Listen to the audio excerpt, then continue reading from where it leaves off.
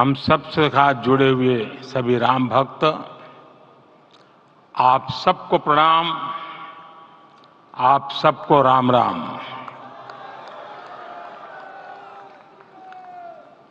आज हमारे राम आ गए हैं।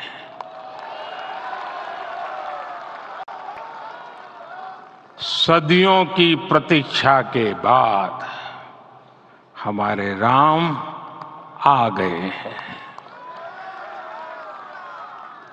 सदियों का अभूतपूर्व धैर्य, अनगिनत बलिदान, त्याग और तपस्या के बाद हमारे प्रभु राम आ गए हैं।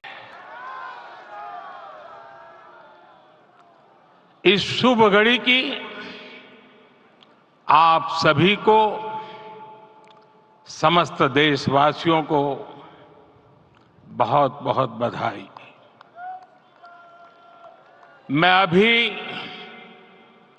गर्भगृह में ईश्वरीय चेतना का साक्षी बनकर आपके सामने उपस्थित हुआ हूं। कितना कुछ कहने को है, लेकिन कंठ अवरुद्ध है।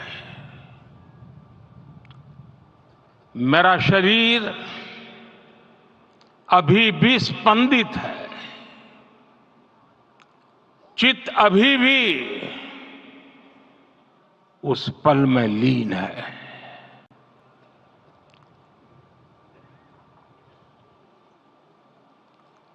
हमारे रामलला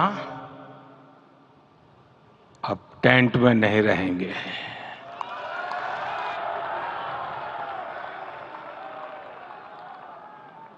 हमारे रामलला अब इस दिव्य मंदिर में रहेंगे। मेरा पक्का विश्वास है, अपार श्रद्धा है कि जो घटित हुआ है, इसकी अनुभूति देश के, विश्व के कोने कोने में राम भक्तों को हो रही होगी। ये क्षण अलौकिक है, ये पल पवित्रतम है। ये माहौल, ये वातावरण, ये ऊर्जा, ये घड़ी प्रभु श्री राम का हम सब पर आशीर्वाद है। 22 जनवरी 2024 का ये सूरज एक अद्भुत आभा लेकर आया है। 22 जनवरी 2024 ये कैलेंडर पर लिखी एक तारीख नहीं, ये एक नए काल चक्र का उद्गम है।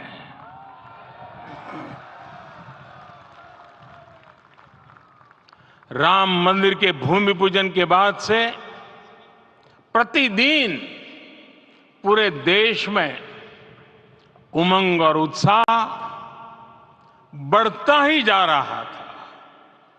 निर्माण कार्य देख देशवासियों में हर दिन एक नया विश्वास पैदा हो रहा था। आज हमें सदियों के उस धैर्य की धरोहर मिली है। आज हमें श्री राम का मंदिर मिला है। गुलामी की मानसिकता को तोड़कर उठ खड़ा हो राष्ट्र।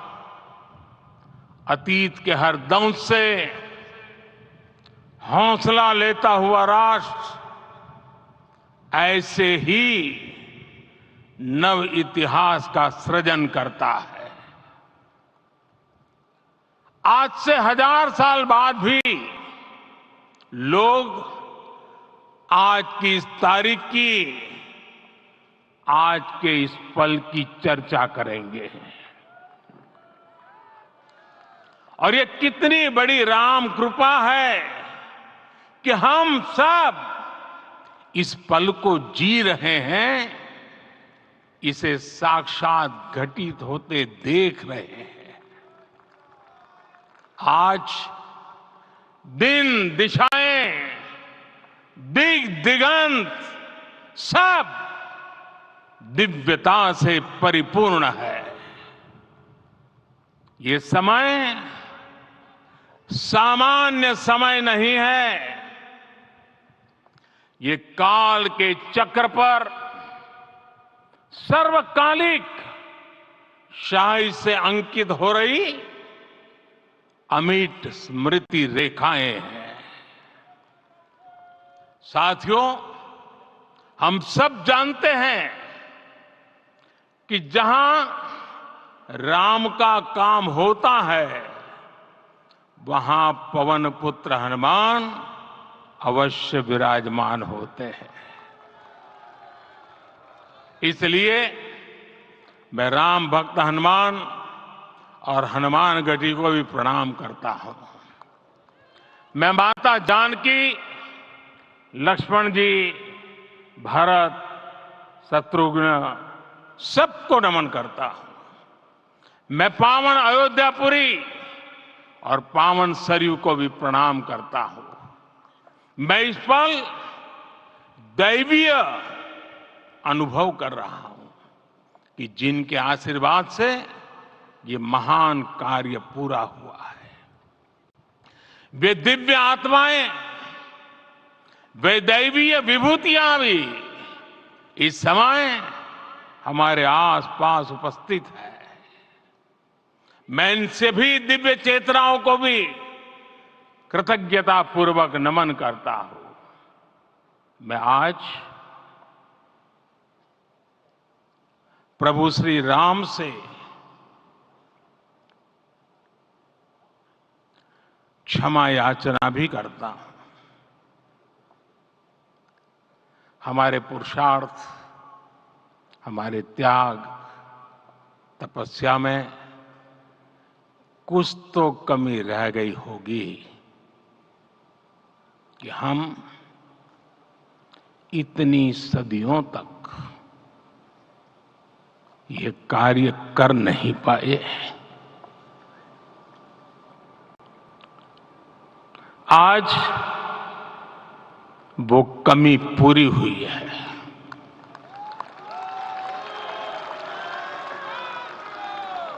मुझे विश्वास है प्रभु राम आज हमें अवश्य क्षमा करेंगे। मेरे प्यारे देशवासियों, त्रेता में राम आगमन पर पूज्य संत तुलसीदास जी ने लिखा है, प्रभु बिलो की हर से पुरबासी, जनित वियोग विपत्ति समनासी। अर्थात प्रभु का आगमन देकर ही सब अयोध्यावासी, समग्र देशवासी हर्ष से भर गए। लंबे वियोग से जो आपत्ति आई थी, उसका अंत हो गया। उस कालखंड में तो वो वियोग केवल 14 वर्षों का था। तब भी इतना असह्य था। इस युग में तो अयोध्या और देशवासियों ने सैकड़ों वर्षों का वियोग सहा है। हमारी कई कई पीढ़ियों ने वियोग सहा है। भारत के तो संविधान में उसकी पहली प्रति में भगवान राम विराजमान है। संविधान के अस्तित्व में आने के बाद भी दशकों तक प्रभु श्री राम के अस्तित्व को लेकर कानूनी लड़ाई चली। मैं आभार व्यक्त करूंगा भारत की न्यायपालिका का, जिसने न्याय की लाज रख ली।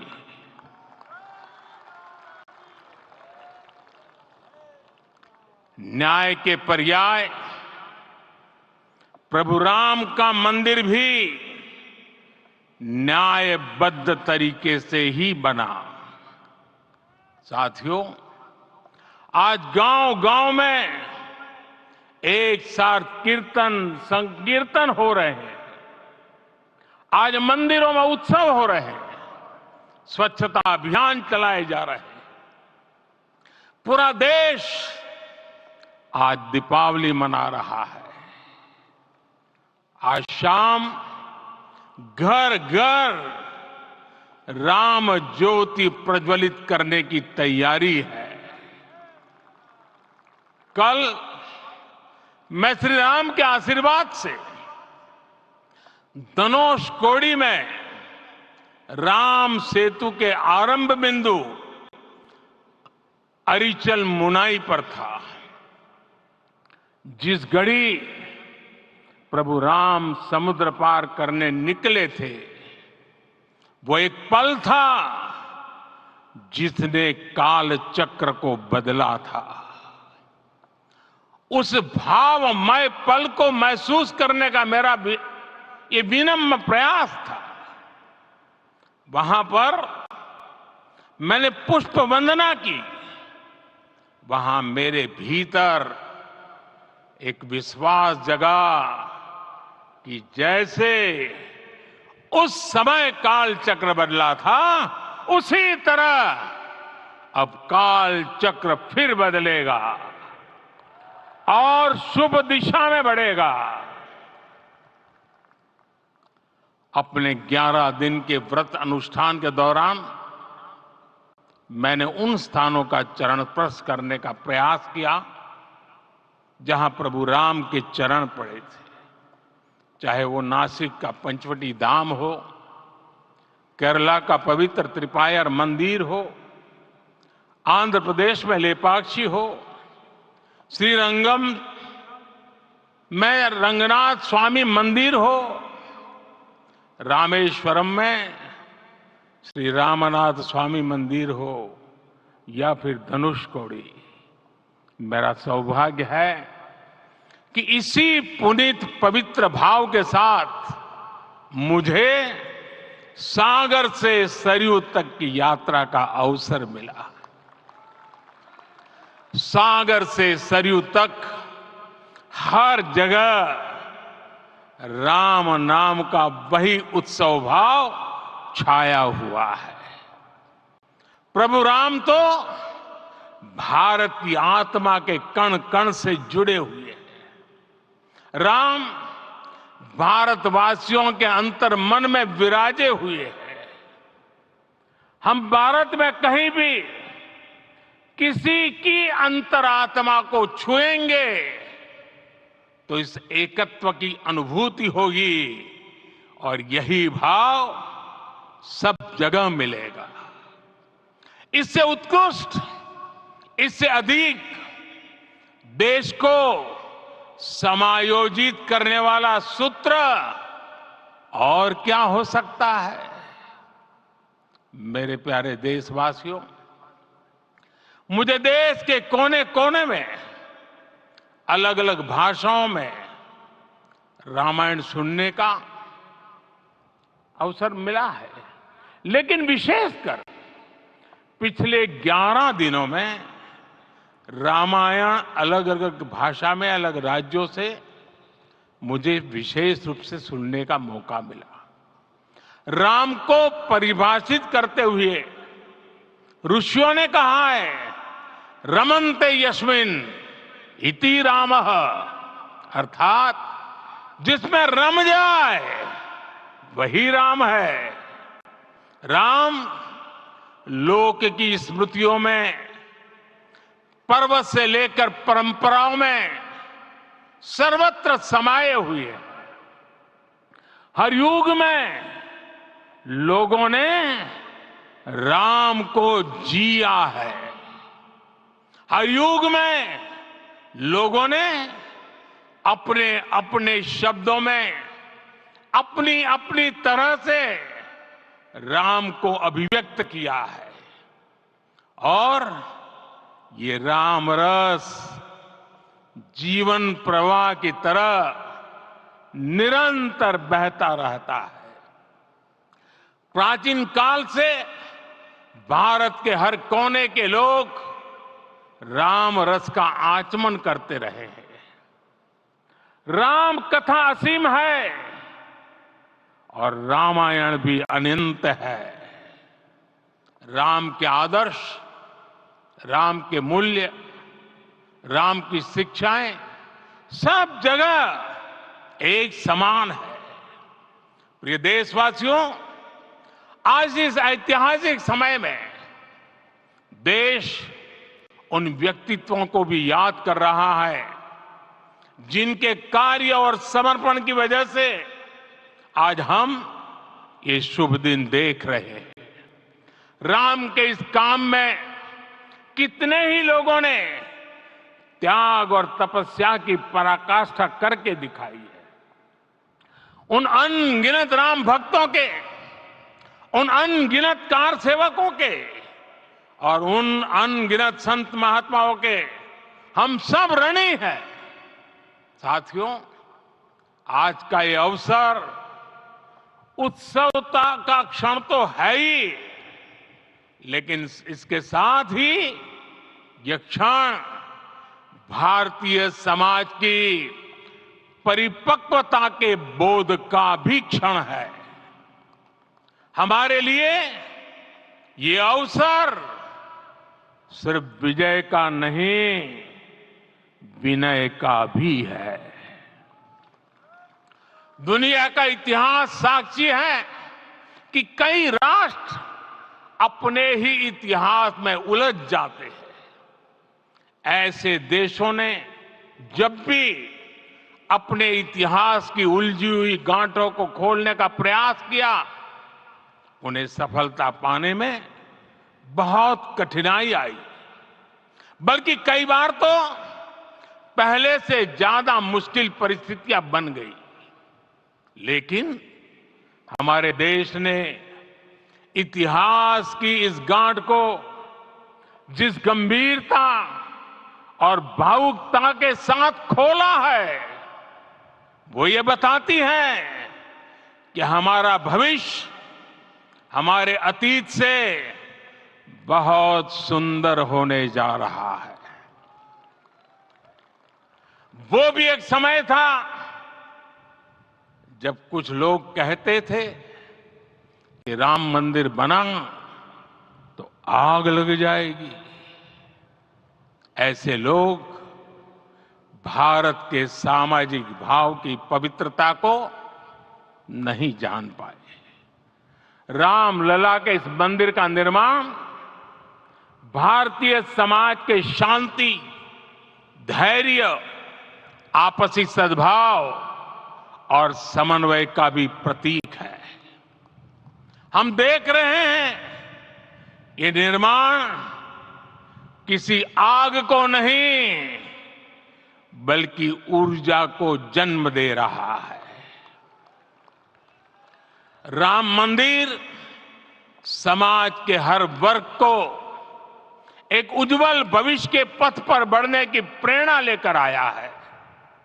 मैं आज उन लोगों से आह्वान करूंगा, आइए आप महसूस कीजिए, अपनी सोच पर पुनर्विचार कीजिए। राम आग नहीं है, राम ऊर्जा है।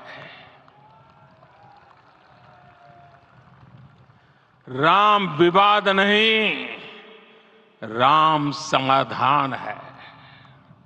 राम सिर्फ हमारे नहीं है, राम तो सबके हैं। राम वर्तमान नहीं, सिर्फ वर्तमान ही नहीं, राम अनंत काल है। साथियों, आज जिस तरह राम मंदिर प्राण प्रतिष्ठा के इस आयोजन से पूरा विश्व जुड़ा हुआ है, उसमें राम की सर्वव्यापकता के दर्शन हो रहे हैं। जैसा उत्सव भारत में है, वैसा ही अनेक देशों में है। आज अयोध्या का यह उत्सव रामायण की उन वैश्विक परंपराओं का भी उत्सव बना है। रामलला की ये प्रतिष्ठा वसुधैव कुटुंबकम के विचार की भी प्रतिष्ठा है। साथियों, आज अयोध्या में केवल श्री राम के विग्रह रूप की प्राण प्रतिष्ठा नहीं हुई है, ये श्री राम के रूप में साक्षात भारतीय संस्कृति के प्रति अटूट विश्वास की भी प्राण प्रतिष्ठा है। ये साक्षात मानवीय मूल्यों और सर्वोच्च आदर्शों की भी प्राण प्रतिष्ठा है। इन मूल्यों की, इन आदर्शों की आवश्यकता आज संपूर्ण विश्व को है। सर्वे भवन्तु सुखिनः, ये संकल्प हम सदियों से दोहराते आए हैं। आज उसी संकल्प को राम मंदिर के रूप में साक्षात आकार मिला है। ये मंदिर मात्र एक देव मंदिर नहीं है, ये भारत की दृष्टि का, भारत के दर्शन का, भारत के दिग्दर्शन का मंदिर है। ये राम के रूप में राष्ट्र चेतना का मंदिर है।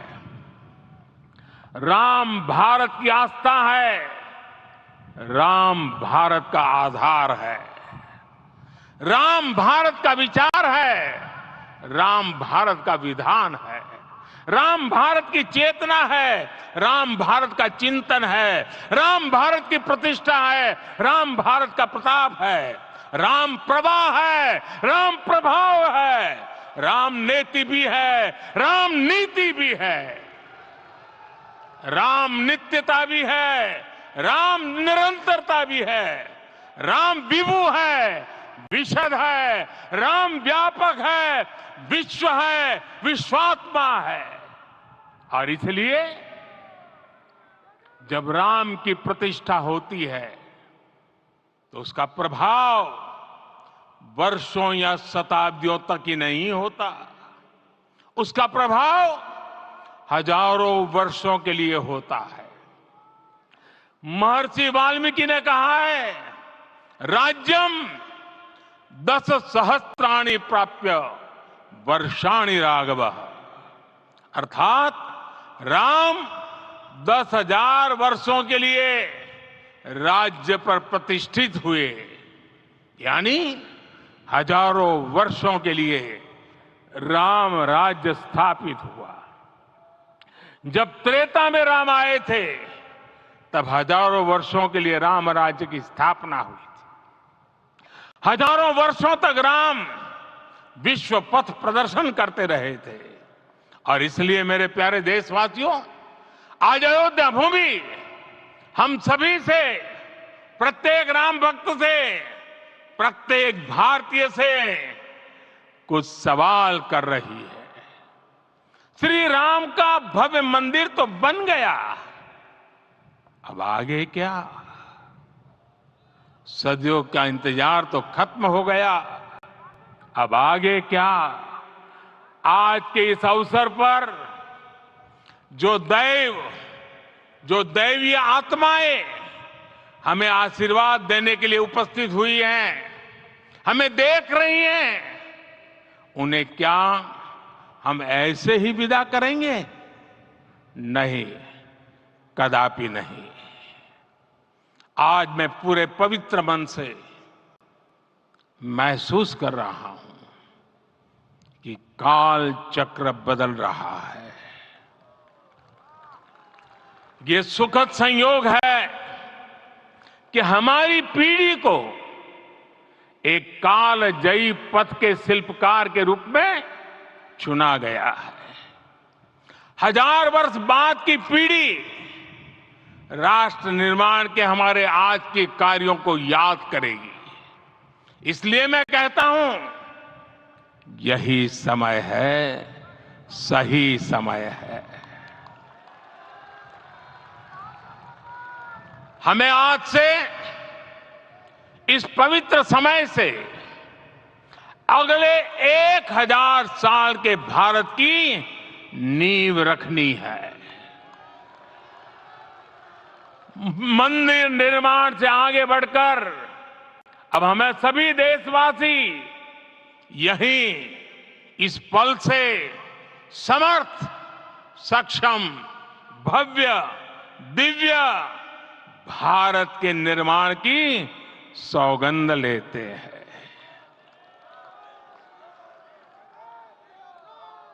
राम के विचार मानस के साथ ही जनमानस में भी हो, यही राष्ट्र निर्माण की सीढ़ी है। साथियों, आज के युग की मांग है कि हमें अपने अंतःकरण को विस्तार देना होगा। हमारी चेतना का विस्तार देव से देश तक, राम से राष्ट्र तक होना चाहिए। हनुमान जी की भक्ति, हनुमान जी की सेवा, हनुमान जी का समर्पण, ये ऐसे गुण हैं जिन्हें हमें बाहर नहीं खोजना पड़ता। प्रत्येक भारतीय में भक्ति, सेवा और समर्पण के भाव समर्थ, सक्षम, भव्य, दिव्य भारत का आधार बनेंगे। और यही तो है देव से देश और राम से राष्ट्र की चेतना का विस्तार।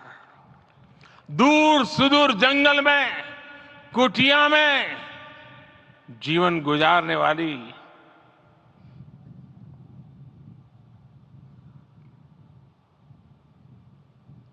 मेरी आदिवासी मां शबरी का ध्यान आते ही अप्रतिम विश्वास जागृत होता है। मां शबरी तो कब से कहती थी, राम आएंगे।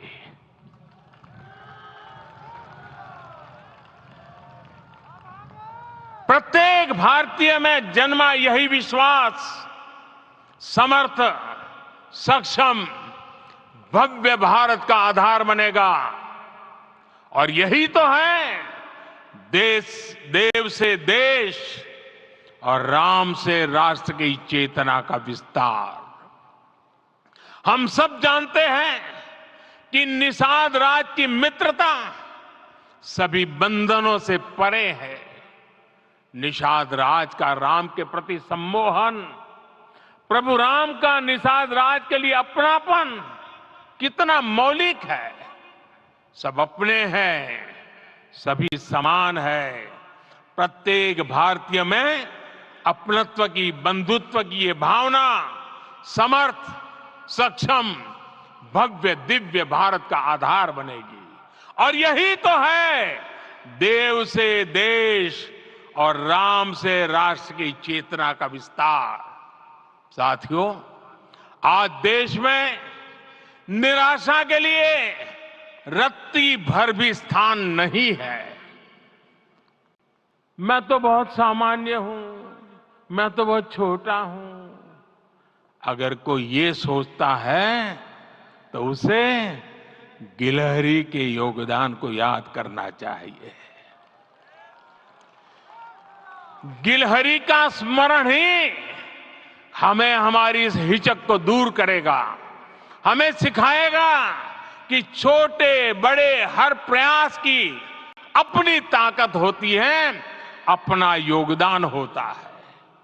और सबके प्रयास की यही भावना समर्थ, सक्षम, भव्य, दिव्य भारत का आधार बनेगी। और यही तो देव से देश और राम से राष्ट्र की चेतना का विस्तार। साथियों, लंकापति रावण प्रकांड ज्ञानी थे, अपार शक्ति के ध्यानी थे, लेकिन जटायु जी की मूल्य निष्ठा देखिए। वे महाबली रावण से भिड़ गए। उन्हें भी पता था कि वो रावण को परास्त नहीं कर पाएंगे, लेकिन फिर भी उन्होंने रावण को चुनौती दी। कर्तव्य की यही पराकाष्ठा समर्थ, सक्षम, भव्य दिव्य भारत का आधार है। और यही तो है देव से देश और राम से राष्ट्र की चेतना का विस्तार। आइए हम संकल्प लें कि राष्ट्र निर्माण के लिए हम अपने जीवन का पल पल लगा देंगे। राम काज से राष्ट्र काज, समय का पल पल, शरीर का कण कण राम समर्पण को राष्ट्र समर्पण के ध्येय से जोड़ देंगे। मेरे देशवासियों, प्रभु श्री राम की हमारी पूजा विशेष होनी चाहिए। ये पूजा स्व से ऊपर उठ करके समष्टि के लिए होनी चाहिए। ये पूजा अहम से उठकर वयम के लिए होनी चाहिए। प्रभु को जो भोग चढ़ेगा वो विकसित भारत के लिए हमारे परिश्रम की पराकाष्ठा का प्रसाद भी होगा। हमें नित्य पराक्रम, पुरुषार्थ, समर्पण का प्रसाद प्रभु राम को चढ़ाना होगा। इनसे नित्य प्रभु राम की पूजा करनी होगी, तब हम भारत को वैभवशाली और विकसित बना पाएंगे। मेरे प्यारे देशवासियों, ये भारत के विकास का अमृत काल है। आज भारत युवा शक्ति की पूंजी से भरा हुआ है, ऊर्जा से भरा हुआ है। ऐसी सकारात्मक परिस्थितियां फिर न जाने कितने समय बाद बनेगी। हमें अब चूकना नहीं है, हमें अब बैठना नहीं है। मैं अपने देश के युवाओं से कहूंगा, आपके सामने हजारों वर्ष की परंपरा की प्रेरणा है। आप भारत की उस पीढ़ी का प्रतिनिधित्व करते हैं जो चांद पर तिरंगा लहरा रही है। वो 15 लाख किलोमीटर की यात्रा करके सूर्य के पास जाकर मिशन आदित्य को सफल बना रही है। जो आसमान में तेजस और सागर में विक्रांत का परचम लहरा रही है। अपनी विरासत पर गर्व करते हुए आपको भारत का नव प्रभात लिखना है। परंपरा की पवित्रता और आधुनिकता की अनंतता, दोनों ही पथ पर चलते हुए भारत समृद्धि के लक्ष्य तक पहुंचेगा। मेरे साथियों, आने वाला समय अब सफलता का है। आने वाला समय अब सिद्धि का है। ये भव्य राम मंदिर साक्षी बनेगा भारत के उत्कर्ष का, भारत के उदय का। ये भव्य राम मंदिर साक्षी बनेगा भव्य भारत के अभ्युदय का, विकसित भारत का। ये मंदिर सिखाता है कि अगर लक्ष्य सत्य प्रमाणित हो, अगर लक्ष्य सामूहिकता और संगठित शक्ति से जन्मा हो, तब उस लक्ष्य को प्राप्त करना असंभव नहीं है। ये भारत का समय है और भारत अब आगे बढ़ने वाला है। शताब्दियों की प्रतीक्षा के बाद हम यहां पहुंचे हैं। हम सब ने इस युग का, इस कालखंड का इंतजार किया है। अब हम रुकेंगे नहीं, हम विकास की ऊंचाई पर जाकर ही रहेंगे। इसी भाव के साथ रामलला के चरणों में प्रणाम करते हुए आप सभी को